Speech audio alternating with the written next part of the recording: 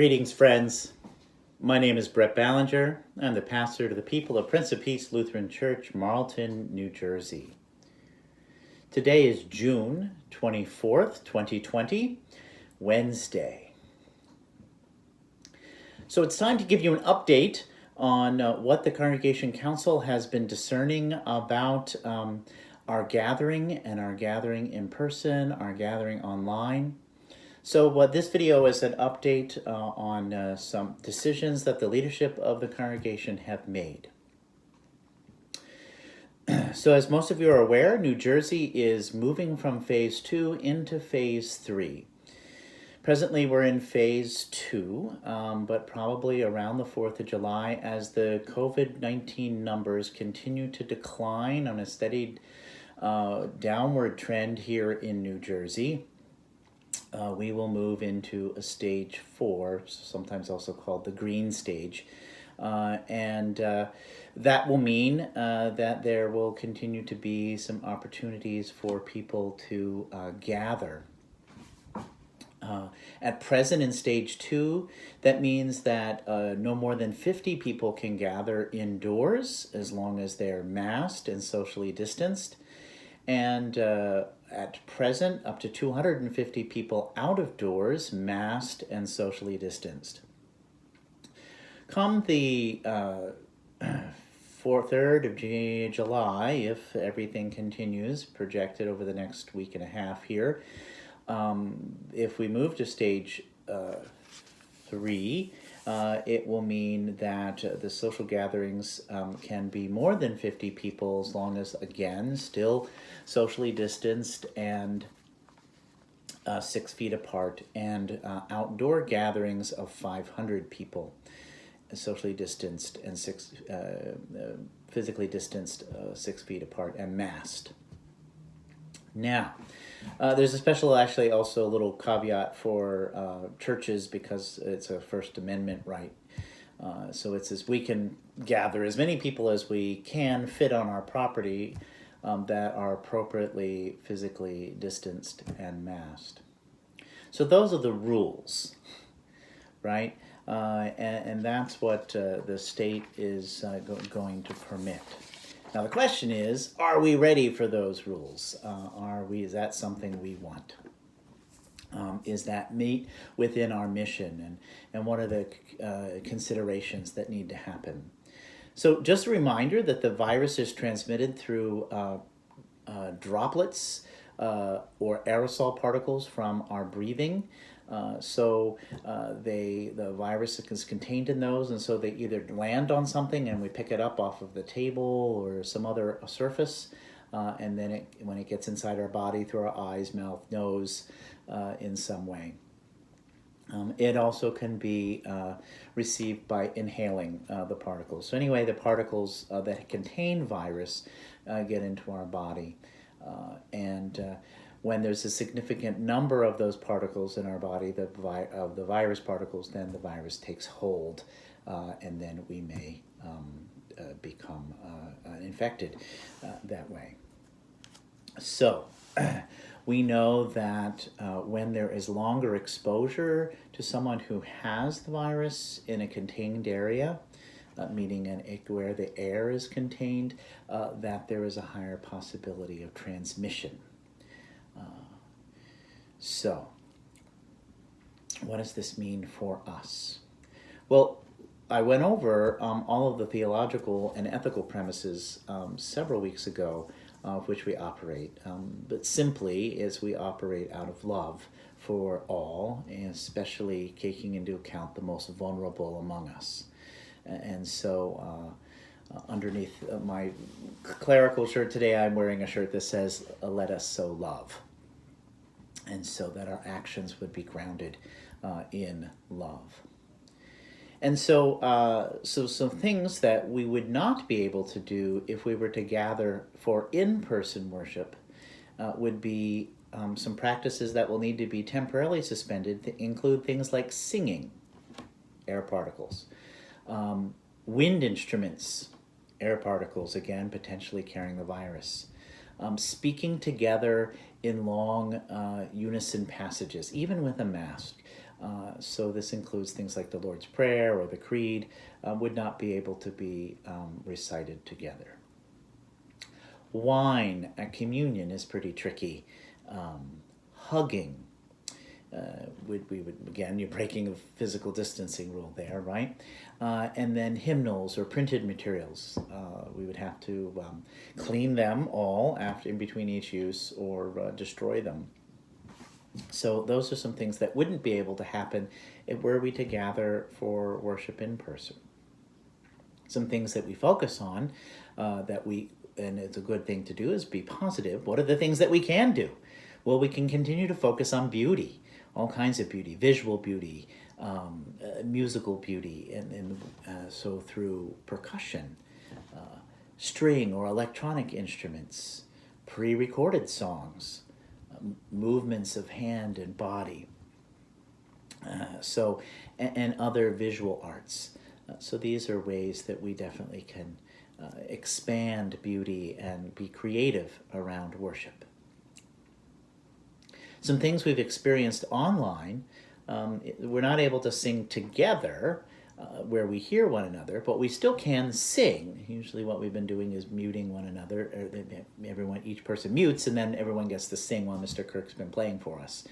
And so we still get to see and play and hear him sing and sing along with him. But we're not quite the same as being in a group, of course. But we do still get to able to do that when we worship online. We get to recite prayers together, the Creed and commandments and other things. We get to do that online as well when we do that online. We get to have conversation about our text and the sermon that we've talked about, and that's been a fruitful thing for many during this period while we gather online for worship. So some things that it doesn't afford us to do is to be in one another's actual physical presence. We've not been able to have communion. It creates some issues for those who don't have technology or access to the internet. So we're working on addressing that. So the council, along with the worship, is following the Worship and Music Committee's recommendation to do the following for the rest of the summer. So for the months of July and August. That we will continue with online worship. We think that it is the safest thing to do. So that includes a sermon by me on Fridays, prayers, music selections by Mr. Kirk, all of that sent out in the Friday email. And then opportunities to get together, to pray together, to do some music together, to have a conversation during our regular worship hours of Saturday at 5:30, Sunday at 8:30, and Sunday at 11, to continue worship in this fashion. We just think it is incredibly much more the safe thing to do. As we continue to see cases of the virus rise around the country, we're not sure what's going to happen when we move into the green zone. Will there be an uptick in New Jersey or not? And we would rather err on the side of safety for all of us and for all of you. And so to kind of see what happens through the summer with those things. So, and we plan to make a commitment to help try to get some other folks who are don't have the technological capacity to see if we can either get them up to speed or provide some mailed resources to them weekly. And so we are already engaged in preparing for that to happen after the beginning of July. We will make two exceptions to online worship. On July 19th, Sunday at 9:30, we will gather at the church outdoors under tents for a large or a worship service there. And Worship and Music is planning a special event there. And to know that some of the things that I've mentioned earlier won't be happening and some of the other things will be happening at that event. There will be communion on that day just with the bread. So on the 19th at 9:30. But those who don't feel comfortable coming and gathering with us outdoors can still meet for a virtual service 5:30 the night before on Saturday. So there'll be more about this in the announcements coming up before that date, but we're asking everyone to bring their own lawn chair and to physically distance and to be masked. We will have, after we experience that, we'll make some tweaks and some fixing up of that, and we will try that experience again on the 23rd of August. Right, so there'll be another opportunity to gather in person for worship in that way.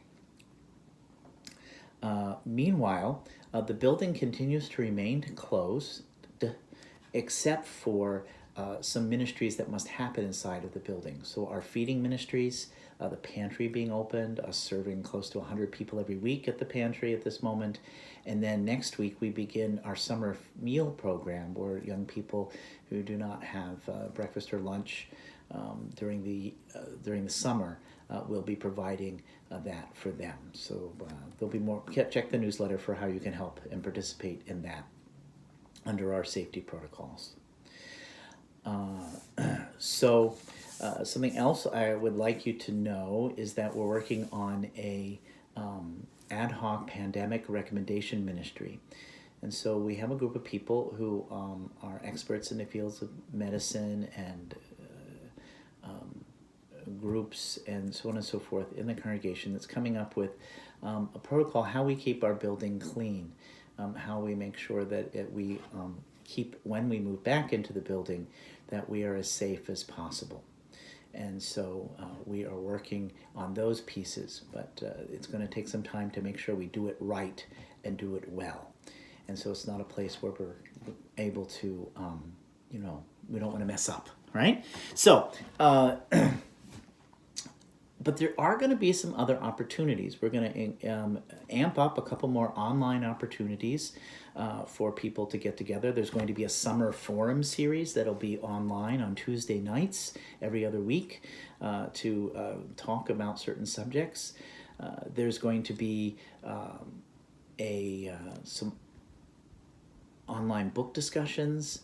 Then there will be a couple in-person informal coffee hours. So at the church, outside, masked and physically distanced, you bring your own chair, bring your own coffee. We'll have some opportunities for people to get together and just chat and talk with one another. And so the first one of those is this Saturday at 9:30 in the morning. So I'll be there and hopefully see some of you. Come around back. We'll meet around back and we'll gather there. Our learning ministry is working very diligently to launch a VBS for this summer. Not Vacation Bible School, but Virtual Bible School. And so they're getting very creative and coming up with some ideas. And stay tuned for more ways of how to connect young people to our Virtual Bible School, which will happen in the end of July. So more information about that. So friends, I know this is not what we all want. We all want to be back together, worshiping in an air-conditioned space with one another, doing all the things we did from before. But things are changed. We are not in the same world that we were before. And we must continue to be people who love and care for one another and figure out how to navigate through this. So please continue to join us in our various online opportunities to connect and support and pray with one another and learn the way of Jesus and take advantage of some of the opportunities to gather in small groups in person on the church grounds in the days and months to come during these summer months. And we're doing this all to kind of prepare and figure out, so we'll see what happens come September. All right? If you have any questions, please feel free to reach out to me or anyone else in the leadership of the congregation. We'd be glad to share with you. So there's our little update on what we're doing for the summer. Thank you so much. May the Lord bless you and keep you. The Lord's face shine upon you and be gracious to you. The Lord look upon you with favor and grant you peace. Amen.